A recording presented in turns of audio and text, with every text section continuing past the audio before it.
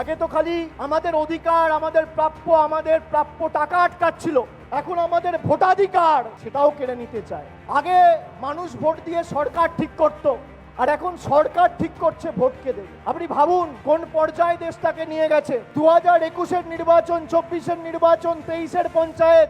আগে এদের যে শাখা সংগঠন ছিল, ইডি, সিবিআই, ইনকাম ট্যাক্স, এদেরকে বাজারে ছেড়ে দেখা হয়েছে। মমতা ব্যানার্জি আর তৃণমূল কংগ্রেসের সাথে লড়তে গিয়ে বাংলার 10 কোটি মানুষ এদের বোকাট্টা করে বার করে দিয়ে। এখন তাই নতুন সহকারী সংস্থা ইলেকশন কমিশনকে নামিয়েছে। ইলেকশন কমিশনকে নামিয়ে যাতে মানুষ ভোট দিতে না পারে, যাতে সংখ্যালঘু ভাইয়েরা ভোট দিতে না পারে, তপশিলি বোনেরা ভোট দিতে না পারে, জনজাতি যুবকেরা ভোট দিতে না পারে, কৃষকেরা ভোট দিতে না পারে, শ্রমিকেরা ভোট দিতে না পারে, সর্বোপরি বাঙালি 10 কোটি বঙ্গবাসী ভোট দিতে না পারে।